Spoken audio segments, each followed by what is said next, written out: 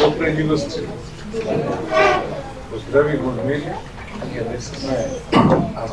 Сега да се преслушувам. Така е. Мисля, можеме да почнеме. Најпред добра вечер на сите. Добро дојдовте во Ген клубот, каде што нашите љубезни домаќини ни го стапија овој простор за овој настан со кој одбележуваме како друштво, како редакција и како филозофски филмски фестивал три различни нешта.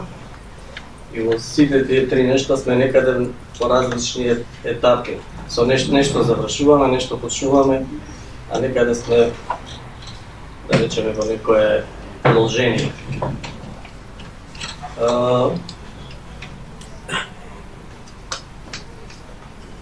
Во однос на она што го завршуваме вечер, тоа е всушност овој настан е дел од сегмент од програмата на филозофскиот филмски фестивал кој што е завршен. И во таа смисла мислам дека ова представува еден свечен начин да го завршиме овој фестивал кој што започна некаде во февруари, па преку главната програма во април, па во караванот е денес имаме можност да го промовираме филозофска трибина број 27 во кој што централен дел е темата од филозофија и филм, кој што е дел од филозофскиот филмски фестивал. Би кажал нешто, бидејќи вакви места се добри човек е да се пофали. Фестивалот оваа година беше седми поред, прва година беше меѓународен. Беше поддржан од многу партнери, спонзори,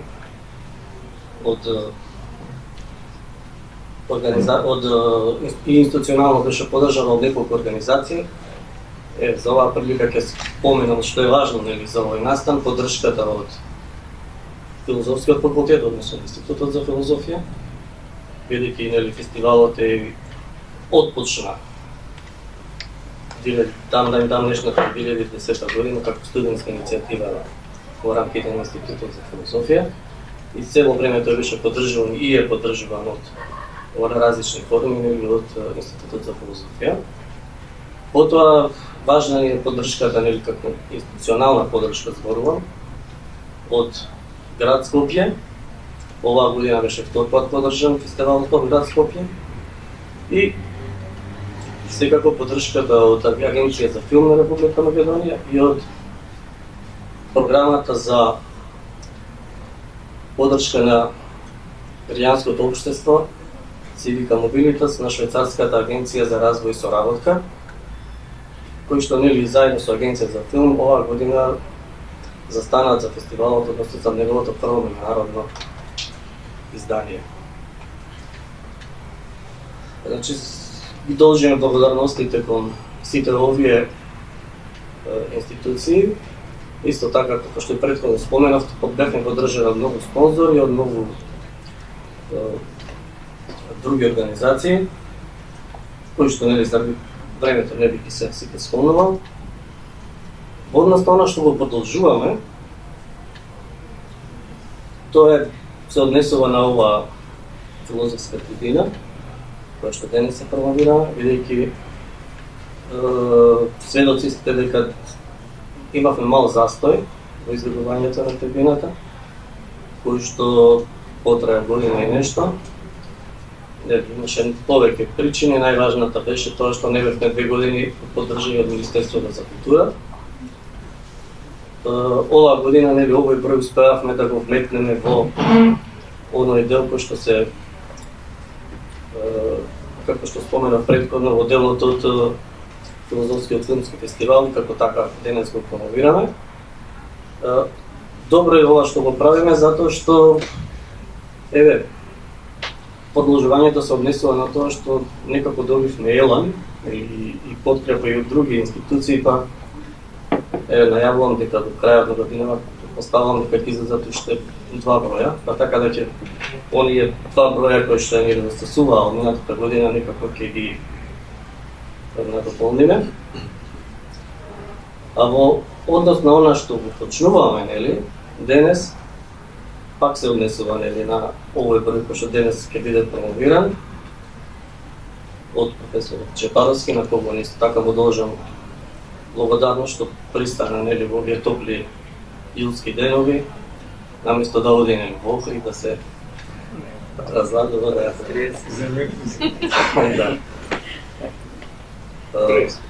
преспа не мора Охрид, нели.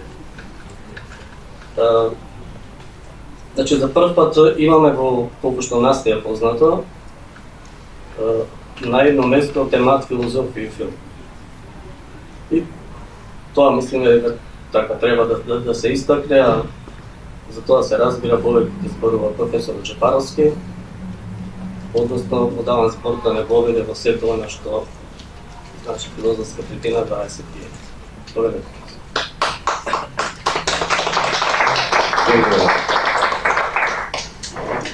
Во контекст на се во ова што председателот на нашето животовско друштво Миткошки го кажа, сакам и јас да придодадам неколку елементи врзани за нумерологијата. Ако погледнеме и ако ги сопоставиме броевите, има една многу чудна ситуација, да речеме ќе прочитате на насловната страница година 40, број 21. И сега неупатениот може да си помисли дека филозофска трибина излегува еднаш во 2 години, еден број по 2 години, и за среќа не е така. Упатените знаат дека филозофска трибина започна да излегува точно пред 40 години. Во тоа време јас бев студент на Институтот по филозофија и професор Миклошевски беше тогаш асистент или доцент, не се сеќавам, асистент, мислам. Но филозофска трибина излегуваше под ова име до пред 10 години, кога започна да излегува под името филозофија. И во рамките на ова списание под името филозофија излегува, па Лазар Кутев најдобро знае колку? 34 броја. Така што ова сушност не е 21-иот, туку е 55-иот број на филозофска трибина. Сега, по некои околности, ова списание е филозофија, која требаше да биде меѓународно списание и да излегува еден број 2 на англиски јазик, меѓутоа сега е во некоја фаза на хибернација, ги презеде инхеренциите на трибина, за потем повторно да си се појави трибина, да си го задржи годиштето, ама и броевите. Од првото излегување на филозофска трибина во 70-тите години, 80-тите и ова повторно возобновување во пред 4-5 години. Ова покажува дека постои еден континуитет и една традиција во издавањето на филозофското списание филозофска трибина, односно философија, односно повторно филозофска трибина. А тоа се должи на еден голем ентузијазам и на луѓето од Институтот за филозофија преце и се разбира од тоа од Друштвото за филозофија, кое што последниве децени позасилено ја презеде активноста и во целина ги покриваше сиве овие години финансиските дубиози со кои што се соочува секој кој што сака да издава списание, кое што ќе биде од ваков првен формат, кое што ќе биде евидентирано кобис, кое што ќе има УДК број за секој објавен текст во списанието, кој што ќе има резиме на англиски јазик, а дури филозофија излегуваше и во неколку броеви интегрално на англиски јазик. Сето тоа без никаков надомест, со многу голем ентузијазам и на членовите на редакцијата и на уредничкиот одбор и се разбира и преце на авторите. Јас затоа сакам да започнам од авторите, без кои што не би постоело ниту списанието филозофска трибина, ниту философија, ниту сите списанија што во овој момент се издаваат во Македонија, бидејќи веќе 20 години, ако не и повеќе, јас мислам дека веќе списанијата не ги хонорираат своите автори, што е една ситуација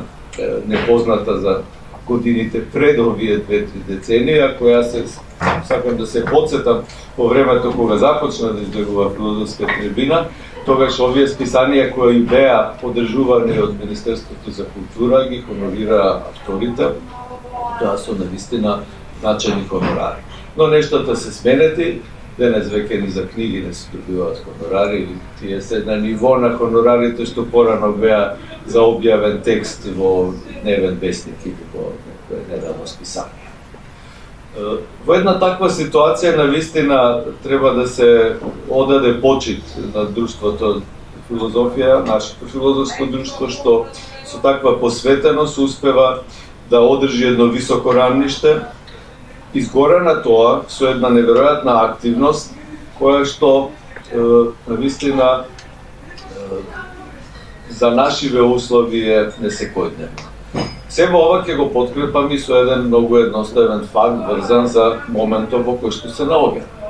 Во овој момент во Охрид, во куќата Уранија на Македонската академија на науките и уметностите, филозофското друштво заедно со МАНУ организира една работилница посветена на културната антропологија и на социологијата, каде што подпредседателот на нашето друштво, исто така претпоставувам, ја отвара средбата и говори за културната антропологија, а еве го председателот овде во Скопје. Значи во исто време имаме две манифестации кои што се врзуваат за филозофијата и за филозофското друштво, што мислам дека и некои поголеми средини во светот не може да се пофалат со нешто тако. Промоција на книга и промоција на списание во ист момент во два различни града во една држава. И сега во однос на нумерологијата, бидејќи стана тоа некако многу интересно деновиве, па се говорат за броевите 3, 6, 12. Јас сакам да го врзам тоа со поставеноста на нашето списание. Ако погледнете структурата на списанието е 931. Односно започнуваме со првиот тематски блок посветен на филозофијата и на филмот, во кој што се застапени 9 текстови,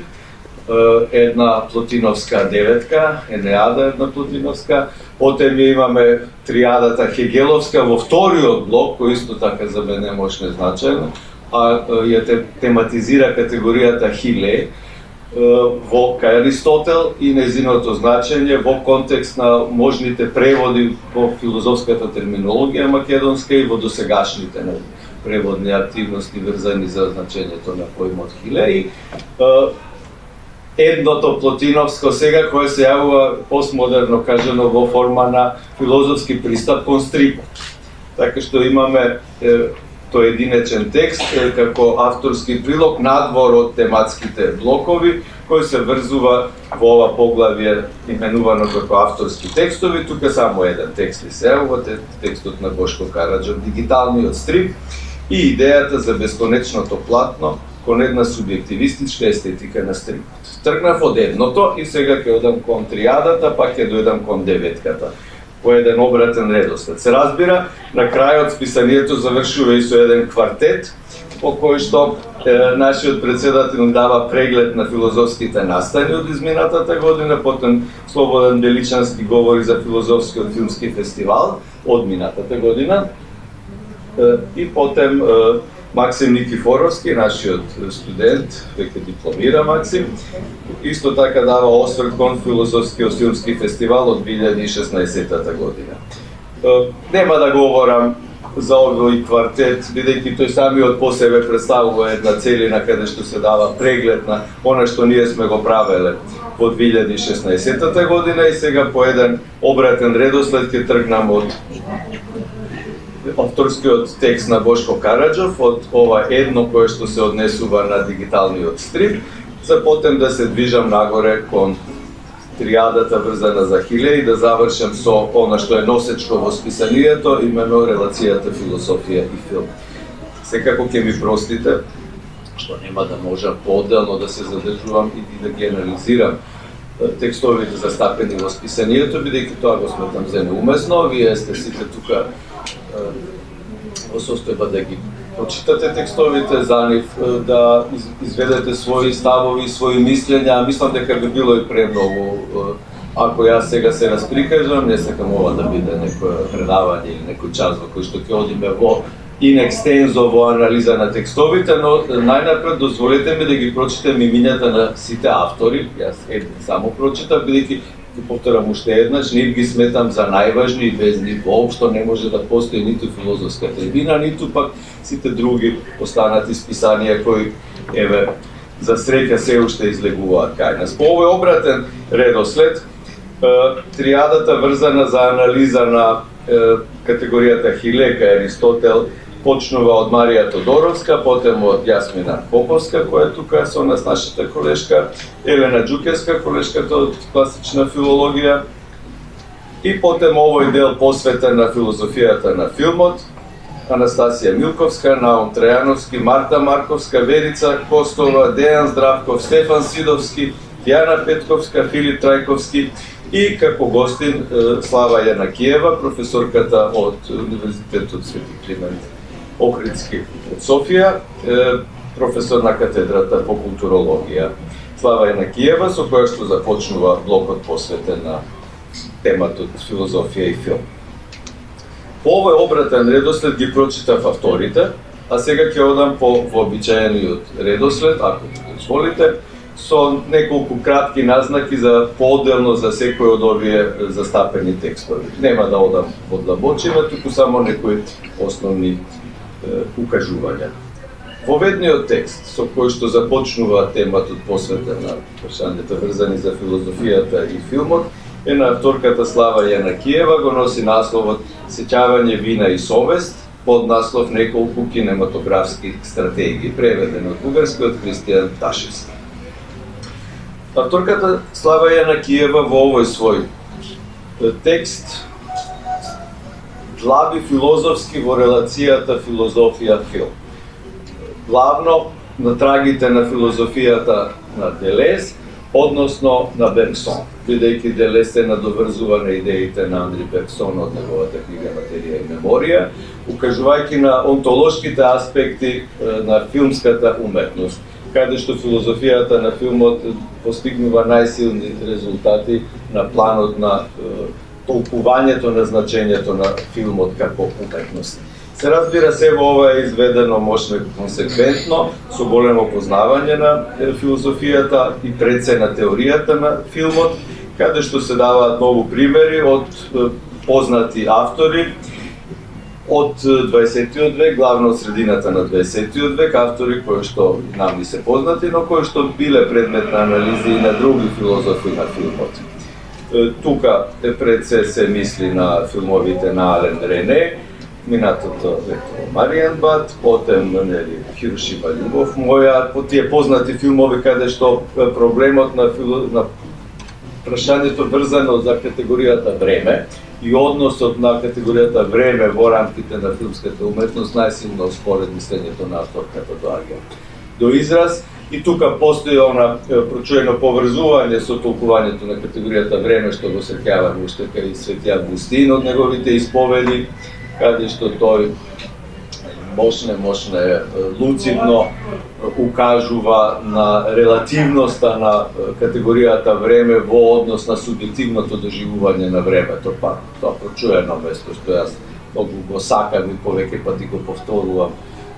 имено дека, така вели Августин, ако некој ме праша што времето е, јас сум спунет, но ако никој не ме праша, тогаш знам што е време. Сега парафразирам.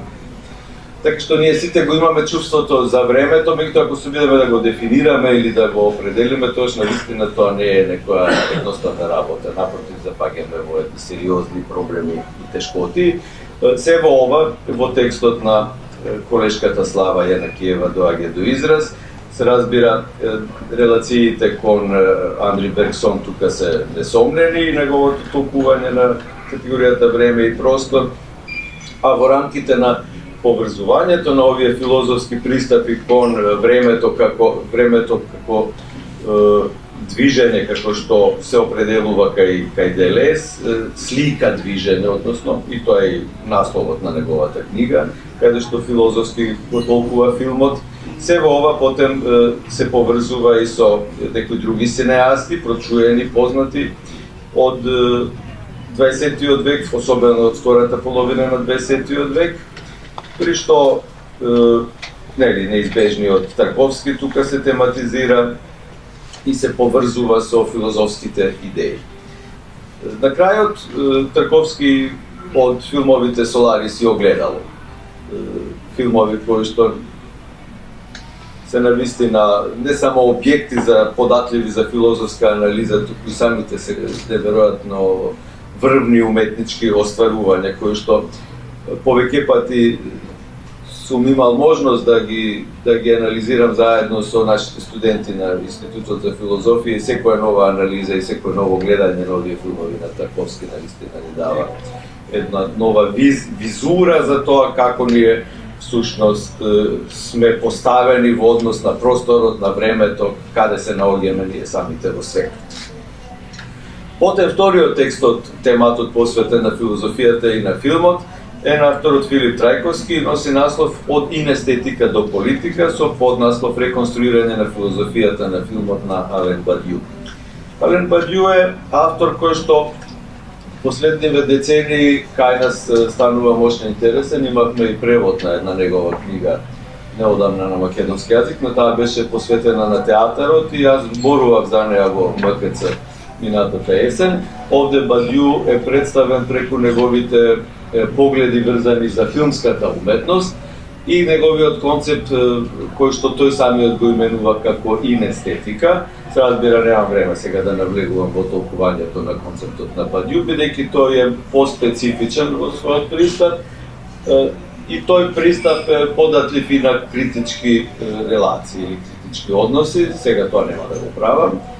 во оваа пригода, но треба да истакнам дека авторот на прилогот врзан за нашиот темат филозофија и филм, Филип Трајковски, укажува на елементите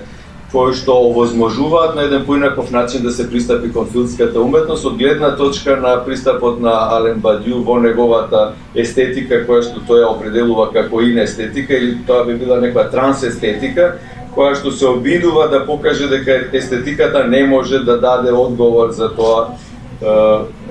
како на најсоодветен начин да пристапиме кон филмската уметност. Всушност Бадју како еден математичар кој што и се обидува идеолошки да го толкува филмот, сака да покаже дека тие 4 категории врз кои што ја подпира својата филозофија, тоа се естетиката, убавината, потоа политиката и љубовта,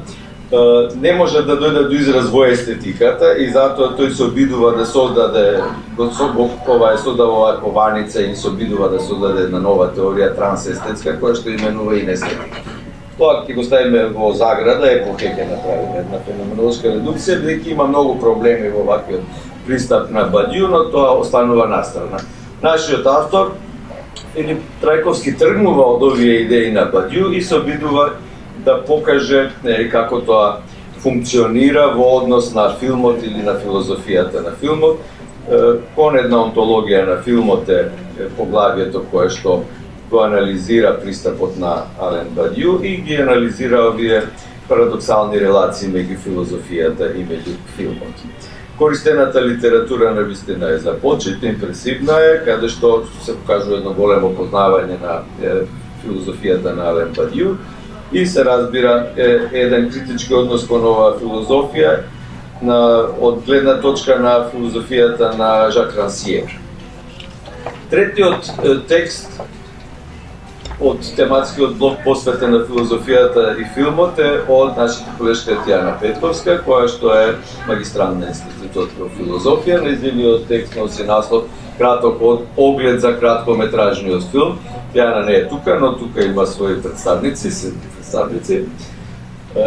без кои што се разбира генеолошки гледано не би постоел ниту авторот, ниту текст.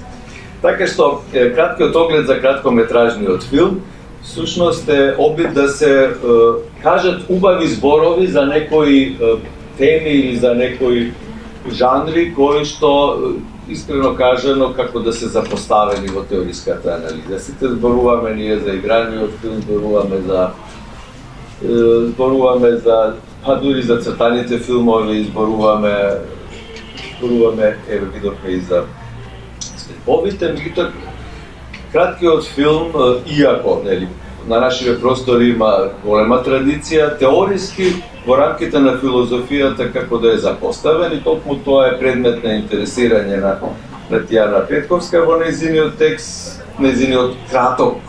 оглед за краткометражниот филм, еден убав срочен наслов, во кој што се дава собствено видување зошто е состојбата таква, зошто има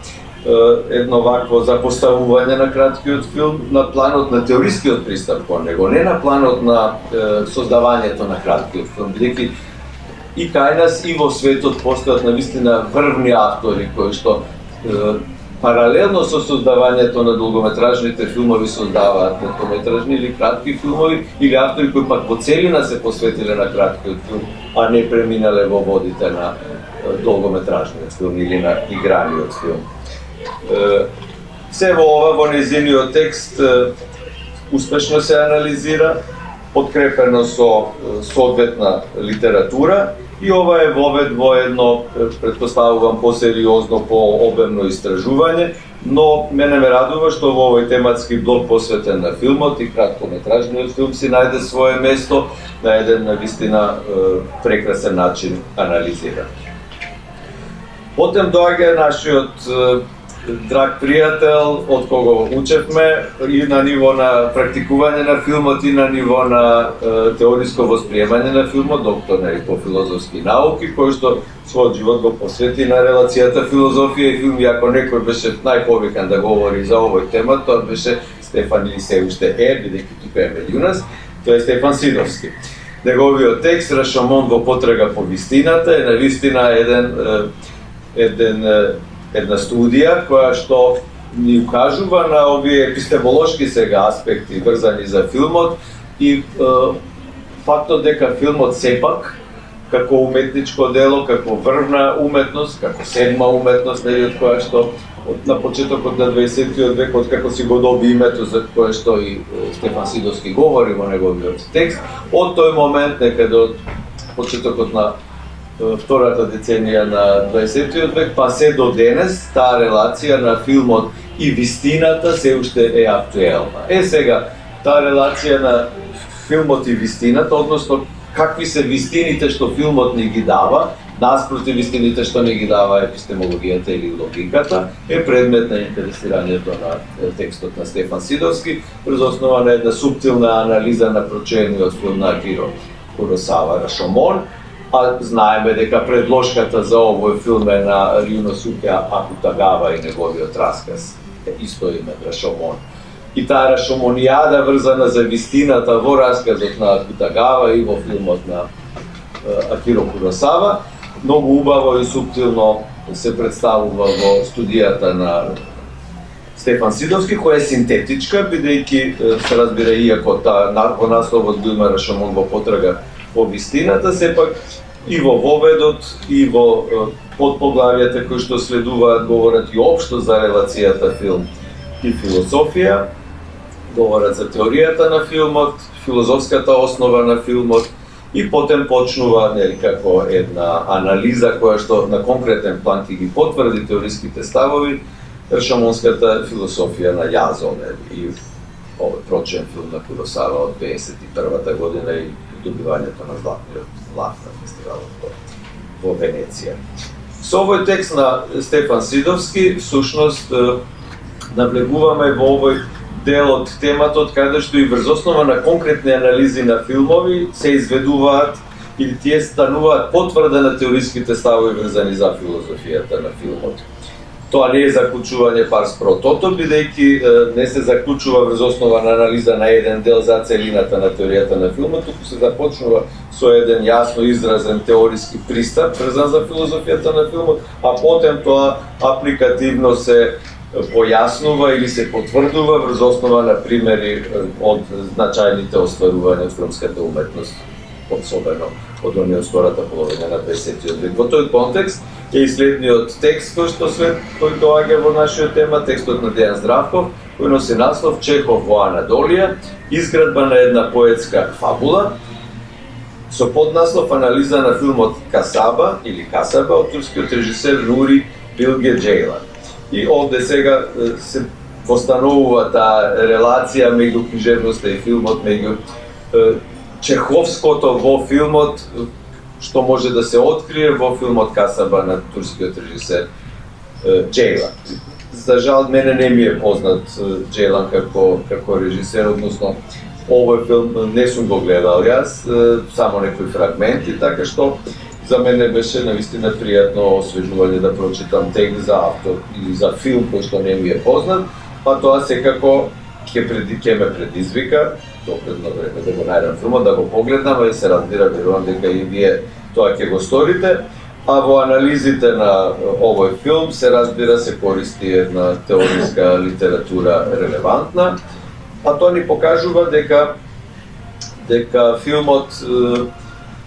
на овој турски режисер навистина во себе си содржи елементи кои што овозможуваат да дојде до израз филозофскиот пристап во толкувањето на филмот. Следниот текст во тематскиот број посветен на филмот е текстот на нашата колешка Верица Костова, кој носи наслов Филозофијата во небото над Берлин, филмот на Вим Вендерс. Овој прекрасен филм на Вим Вендерс, кој што по секое следно гледање, баре така е случајот со мене, буди секогаш поинаки чувства. Истоста ја имам од првото гледање на филмот, на тој ангел црно-бел, на тие луѓе во боја и во колор, на тој обид да се открие суштината на нашето постојање. Овој филм на Вим Вендерс, кој е веројатно најфилозофскиот филм на Вендерс, зашто што ние имавме и една дипломска работа се сеќавам на Институтот за филозофија, во текстот на Верица Костова навистина маестрално се представува. И во овој текст се почнува од теорискиот пристап, каде што филмот се толкува како уметничко дело и се укажува на философијата на филмот, при што се користат пристапите на Гадамер, на Хайдегер, на Касидер и се разбира на теоретичарите на филмот и историчарите како на Жан Епстен и останатите. Тука анализите се потпираат врз основа на концептот за отворено-затворено дело на Умберто Еко и потоа категоријата игровност се зема или категоријата игра како елемент кој што може да помогне во анализата на филмот и на филмската уметност. Небото над Берлин, кој што во, знаете, англискиот превод на овој филм е поинако Wings of Desire, така што младите генерации го знаат под овој наслов, бидејќи тие се повеќе англосаксонски настроени, ние си го знаеме според германскиот оригинал и така се преведуваше кога дојде кај нас Химел до Берлин и затоа и Небото над Берлин. Прекрасен, фасцинантен филм за кој што сценаристот Петар Хантке однесе сето своје знаење, и Хантке е еден првен автор, прозаист, и тоа се гледа од секој кадар, од секоја сцена на овој филм, а тоа убаво можете да го почувствувате ако го читате овој есеј на нашата драга колешка Верица Костова. Ова е еден поголема студија, не е само есеј, гледате, во него ќе го забележите и пристапот кој што се потпира врз дионисискиот и аполонскиот принцип што ги наоѓаме кај Фридрих Ницше, а потем тие се применуваат во анализата на филмот Небото над Берлин, потем иронијата од Серен Кierkegaard, иронискиот пристап, потребата за жртвување изведена од филозофијата на Лудвиг Фойербах, и се во ова дава една навистина едно прекрасно чувство дека на Институтот за филозофија нашите дипломци кога почнуваат да се занимаваат со една ваква тема, што кажа нашиот председател, прв тематски број посветен на филозофијата и на филмот кај нас, колку што и мене ми е познато. Се разбира, има кинописанието, има објавувано текстови посветени или кои во својот наслов ја имаат филозофијата и филмот, но колку што ја знам, целосно подготвен тематски број или антологија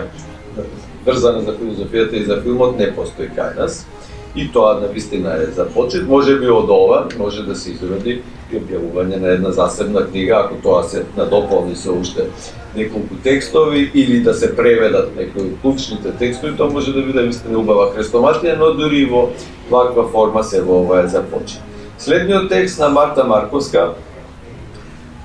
се врзува за оној прочуен филм веќе од крајот на 20 век и преминот кон 21 век, преминот во раздобието во целина на дигиталноста и на матриксот. И насловот е Матрикс визии за човештвото или тоа убаво звучи така како што е напишано на македонски јазик, ама преведувачот на англиски од абстрактно могу да се помачи за да најде соодветно решение. Мапа во заграда трик визии за човештвото. Матриксот или овие трик визии за човештвото, онака како што да речем сега браќата или сестрите Вачовски, сега веќе сестрите почнаа како браќата Вачовски во нивните визии на Матриксот, врз основа на еден силен филозофски бекграунд, кој што се потпира на филозофијата на Платон, на Аристотел, на Ниче, Шопенхауер, Беркли, Лок, Хайдегер, Бодриар, Иглтон, па се до Слотердајк, авторката Марта Марковска, и зема овие клучни филозофии од историјата на филозофијата и покажува како одделни аспекти од нивните филозофии се инкорпорирани во оваа трилогија на браќата сестрите Вачовски. Познат е филмот, особено на помладите генерации. Се разбира и ние со задоволство што сме веќе во некоја средна или поголема, поодмината возраст, баре мене беше големо задоволство да го гледам и првиот и вториот, а и третиот дел од оваа трилогија. Да не одам во длабочини во анализите, оти гледам дека веќе мислам порувам 20 минути, аз си реков дека толку ќе говорам, ама еве очигледно ќе го преминам времето што си го зададов. Сакам да им одадам почит на авторите, затоа тоа го правам, не сакам само насловите да ги прочитам и тука да завршам. Марта Марковска, која е поетеса, но и теоретичар на културата, еве сега и како филозоф ни се појавува во нашиот тематски блок. И тоа навистина не радува, особено кога и од ќе добиеме во рамките на нашето филозофско друштво и во рамките на македонската филозофија пристапи странични, кои што понекој пат се навистина потребни како некаква инфузија на поинаков поглед или поглед одстрана, а се разбира врзано за клучните филозофски пристапи врзани за темата филозофија и филм.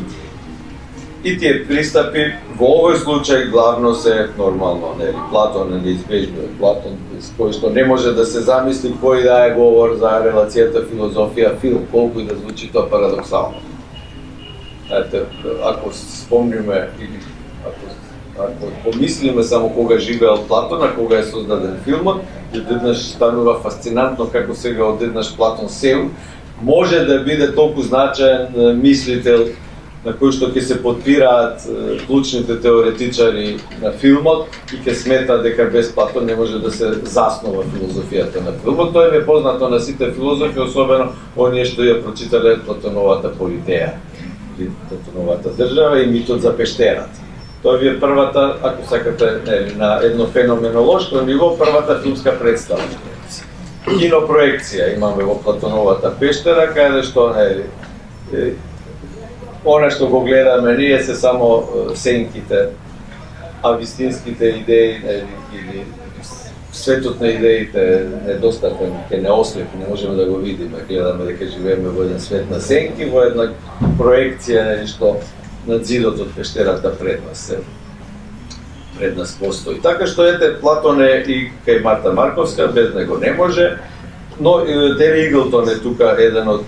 најважните теоретичари на кои што таа се потвира во незините анализи на трилогијата Матрикс на Вачовски и Бодриар се разбира со симулакрумите и симулацијата. Еден интересен текст, сега преминувам кон Најом Трајановски, кој носи уште поинтересен наслов. Контра омнија дискримина. Трето полувреме во контекст на македонскиот историски ревизионизам. Левичарско настроен текст, се гледа и од насловот, каде што се врши една социолошка, би рекол, анализа, социокултурна, подобро кажано, анализа на филмот Трето полувреме на Дарко Митревски, филм познат, кој предизвика и политички некои реакции во соседството, но филм кој што си има свој доблести, се разбира своји недостатоци на планот на критички однос кон филмот, но овде навистина започита еден ваков пристап кон анализата на филмот. Можеме да се согласуваме, не мораме, има елементи со кои што можеме да се согласиме во пристапот кон анализата, некои не, но во целина гледано, нам ни недостасуваат вакви теориски пристапи во анализата на филмот како уметничко дело, каде што сега и овој идеолошки елемент ќе биде анализиран, односно главински ќе се покаже, како што вели и самиот автор, ќе се покаже едно менување на излезната позиција или на светогледот во однос на анализата на филмот, или пристапот сценаристички и режисерски, при што се намалуваат оние идеолошки елементи кои што порано доминирале во ваквите филмови на ниво на представување на приказната, а се малку холивудски се потенцираат некои други елементи и се затапува или острицата на некаков идеолошки судир кој што како да исчезнува од филмот, се во ова врзано за тој конкретен настан. Во овој контекст клучната тема е сушност сеќавањето, местата на сеќавањето, Пјерно Ратука сега е теоретичар кој што можеме да се подпреме и како сега една победа остварена на план, спортска победа, остварена во едно фашистичко време на окупација на Македонија и на Скопје, како сега сето тоа представува едно градење на идентитет. Сега авторот смета во својот текст дека во самиот филм некои елементи се запоставени, а некои други се потенцирани и дека тоа е резултат на една десничарска идеологија која што станала доминантна во нашата кинематографија. Тоа е еден сериозен исказ и став, кој што авторот се труди да го образложи, се разбира може да има критика на ваквиот став, но тоа ќе го оставиме за потие, кои што не се согласуваат со ваквиот став или сметаат дека е тоа презасилено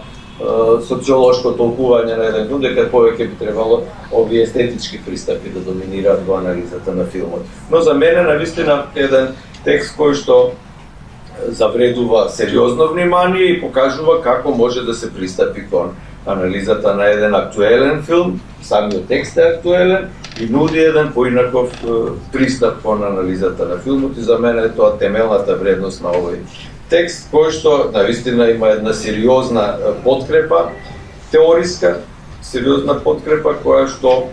се врзува и за огромен број на консултирана литература, релевантна консултирана литература и едно изведување на ставовите кој е навистина консеквентно од излезната позиција што ја има авторот Наум Трајановски, кој што, како што можеме да прочитаме во овие податоци за авторите на текстовите, докторант на Институтот за филозофија и социологија на Полската академија на науките, што се гледа дека или погледот од надвор, некој пат, барем овој научен теориски, е добре дојден во нашата средина и дека можеме да врз основа на се во ова да градиме мостови кон теориските пристапи кои ни доаѓаат од надвор, а кои секако не смеат да бидат минимизирани. Навистина импресивна библиографија и еден текст кој што може да биде показ како може да се анализира филмот и се разбира оваа релација филозофија-филм, овдека е малку повеќе овој идеолошки аспект и социолошки аспект врзан за филмот и тука доаѓа деветиот текст, ако не се лажам, да, кој што е нешто многу убаво, според мене, затоа што е текст напишан од една средна школа. Таа го напишала текстот кога била ученичка во гимназија и тој е единствениот текст во нашето списание Филозофска трибина, напишан од ученичка, која што учела во Корчагин, тогаш кога го напишала текстот и тој е награден текст на преварот организиран од нашиот фестивал филозофијата и конкурс за најдобар средношколски филозофски есеј на тема филм. Тоа е победникот, ние сме го објавиле, го објавуваме во списанието. Како што можам да прочитам, авторката се запишала на економска факултет, не на филозофска и на филозофија, но тоа, знаете, ништо не мора да значи. Затоа што кај нас е вообичаено стана некои кои ќе завршат други факултети, потом да дојдат да студираат филозофија, да си ги надополнат знаењата, или ќе започнат на еден, па ќе дојдат на филозофија, а имаме случај на луѓе кои завршиле цел економски факултет, па потом завршиле како најдобри студенти и на филозофија со просек 10, па сега не се и напор во светот. Така што и посакувам успех на текот на студирањето на економскиот факултет, а се разбира филозофијата на економијата исто така една дисциплина која што сега од гледна точка на раководител на Институтот за филозофија мислам дека треба да ја развиваме. Веќе на Кембридж има цела насока на Институтот за филозофија, има филозофија на економија. За жал ние немаме нешто такво, но еве ова е повод за некои тамошни развој на нашиот институт. А авторката на овој текст, Анастасија Милковска, се разбира го анализира еден од најубавите, најсутилните филмови од светската кинематографија, филмот Големиот диктатор, тоа е и насловот на нејзиниот есеј, Големиот диктатор, слободниот човек во неслободното општество. Познат би е филмот на Чарли Чаплин, Големиот диктатор, со сите оние хуманистички пораки што тој со себе си ги носи, а особено ако се има предвид дека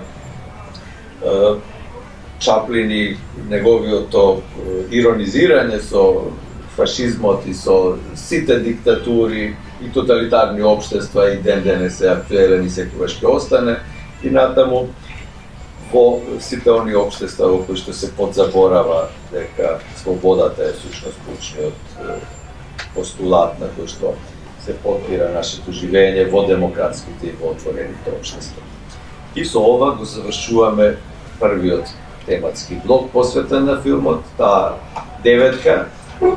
Плотиновска, таа е Неада посветена на филмот и можам, ако ми дозволите, сосема накратко за уште овие три текста посветени сега на Аристотел и на категоријата Хиле во контекст на Аристотеловата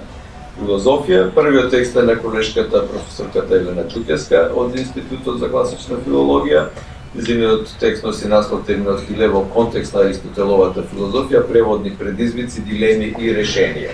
И таа дава примери. Прво дава историјат на тоа како се преведувал поимот Хиле кај нас во македонскиот јазик, како во некои други словенски јазици и потем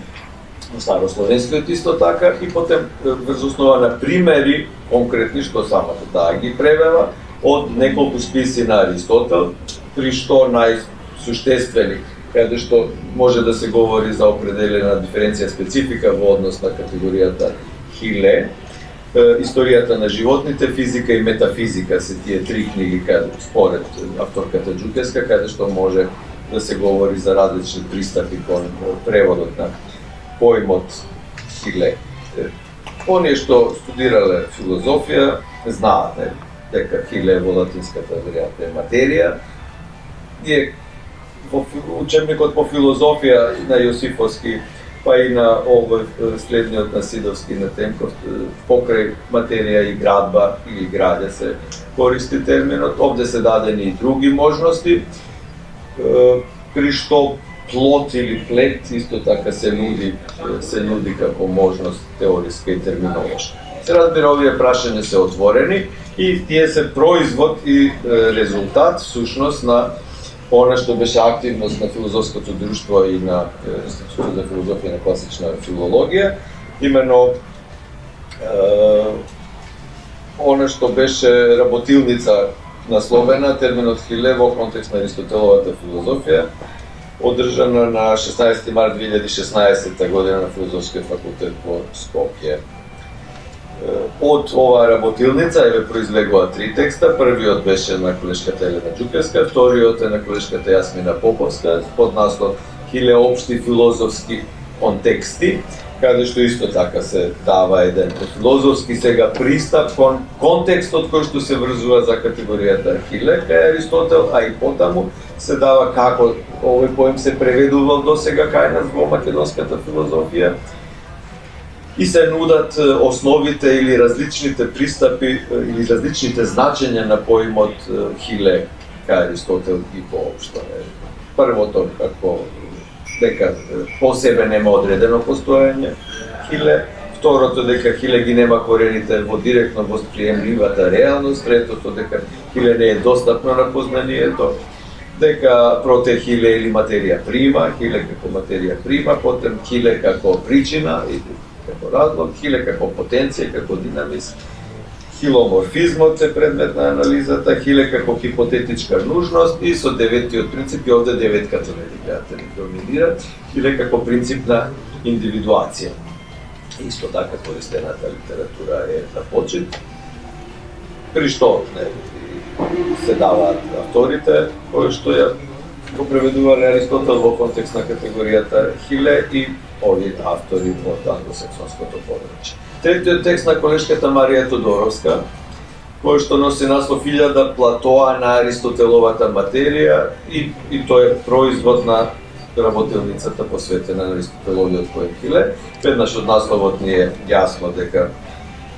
овде покрај тоа што се даваат етимолошките елементи, се имплицира и влијанието сега на толкувањето од француската филозофија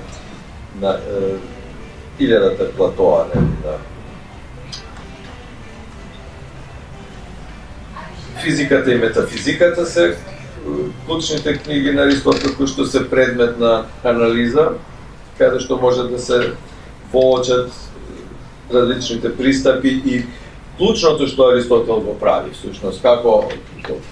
го оформува оној пристап, а тоа и колешката Јасмина го потенцира, Јасмина Поповска го потенцира, како одеднаш еден поим кој има едно практично и конкретно значење станува абстрактен поим. Како всушност Хиле од нешто што се врзува за конкретен предмет, објект, сплетено, сплетка, дрво, градба, граѓа, одеднаш станува материја, станува абстрактен поим, или субстанција, станува клучен поим без кој не може да се замисли абстрактното мислење или филозофија. Тоа се оние аспекти кои што во овие 3 текста, овој втор темат се предмет на интересирањето на 3 авторки кои што учествувале на оваа работилница посветена на категоријата Хиле. Со тоа го завршуваме вториот блок. Јас спомнав дека третиот текст се подпира врз француската, во анализите француската филозофска школа, тука пред цена Делез, мислев, и се гледа од насловот Илјада Платоа, нели, Илјада Платоа, додека ова едно засебниот текст со што ќе го завршам представувањето на провод 21 од 40-тото годиште на филозофска трибина, го носи насловот Дигиталниот стрип и идејата за бесконечното платно кон една субјективистичка естетика на стрипот, авторот е Бошко Караджов. И ова е текст кој што е еден од првите теориски пристапи кон стрипот и дигиталност. Оние кои што малку повеќе помнат, па тоа го спомнува и нашиот автор, знаат дека Томислав Осмали издаде една книга посветена на стрипот, теоријата и историјата на стрипот и се занимаваше со историјата на македонскиот стрип, па дури во таа книга ги анализираше првите стрипови на Славко Јаневски. знаете дека Славко Јаневски живеел точно цртал стрипови пред Втората светска војна. Тоа можете да го најдете таа книга на Осмали на ниво на анализа на историјата на македонскиот стрип. И таа книга стрип човечки лик, чина носеше уметност со човечки лик, били стрипот како девета уметност, знаете. Филмот ни е седмата уметност, стрипот ни е девета уметност, осмата никој не ја спомнува, односно никој не кажува кој е осмата, се претпоставува дека е фотографија, тико таа би требало да е седма, филмот да е осма, ама некако нештата се измеша и сега зборуваме за филмот како седма, за стрипот како девета, а фотографијата која треба да биде пред филмот, како не ја нумерираме. Како и да е, ова е навистина импресивен текст студија, есеј, посветена на дигиталниот стрип, ви ја препорачувам да ја прочитате. Згоре на тоа има и илустрации врзани за стрипот и за дигиталниот стрип и Караджов тука се манифестира како врвен познавач на стрипот како уметност и неговите анализи се обидуваат да покажат дека стрипот не е само забава, не е само нешто небитно, туку дека тој може да биде уметност. И се брани тезата, што и предходно и некои други теоретичари ја брана, дека стрипот е деветата уметност. И се разбира тоа и цивилизацијски се поврзува со некои стари цивилизации во кои што можеме да најдеме елементи кои што во себе си содржат стриповски пристап кон толкувањето на стварноста, па се до денешниве наши времења во кои што дигиталноста овозможува многу полесно и поедноставно да се толкува стварноста низ цртежот и низ сликата. Сепак излезе дека ова 45 минутен час, за жал, сакав 20 минути да говорам, меѓутоа се пишмање, искрено кажано, а тоа го направи за да им оддадам почест на авторите. Деки без нив овој број не би постојал. Ви се извинувам уште еднаш за време траењето на мојов преглед на оно што е суштествено по тематскиот број на списанието Филозофска трибина, посветена на филозофијата и на филмот, посветена на Аристотел и посветена на стрипот. Верувам дека и следните броеви ќе бидат уште поинтересни, поубави, дека ќе имаме поголем број автори и дека ќе можем да бидам во ваква една убава атмосфера, да не биде топло на душата, а студено околу нас во овие јулски топли денови, што ја помага на киноуреди да помагаат, но тоа е предноста на технологијата, а тоа покажува, на крајот со тоа ќе завршам, дека ниту филмот, ниту стрипот, Ахиле и Аристотел на страна, но и тие секако како градба една, се невозможни без развојот на науката и на техниката и на технологијата, но тоа е друга тема во која што сами сакам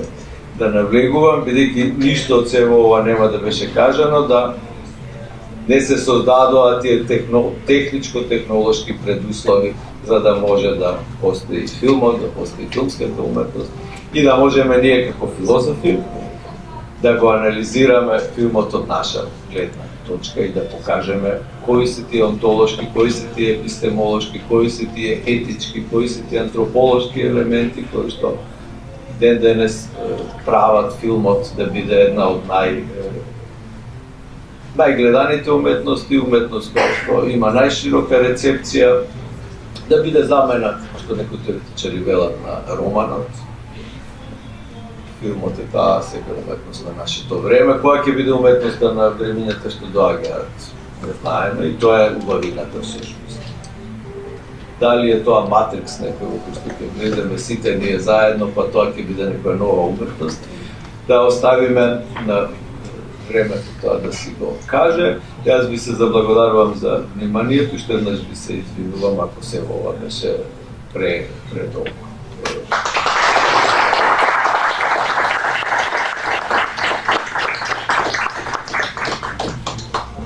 Секако не беше предолго, таман си беше. Уште еднаш му благодарам на професорот Джепаровски за изворедниот преглед, онака како што заслужува овој број на филозофска трибина.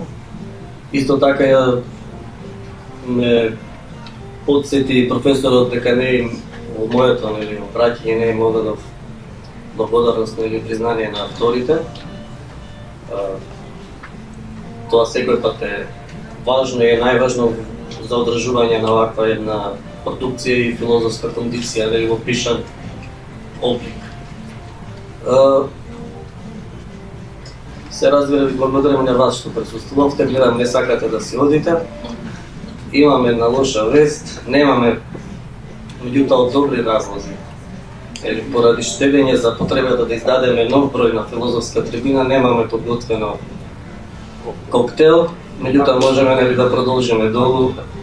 свој рачин, односно свој финансиски. Благодарам уште еднаш на присуствие.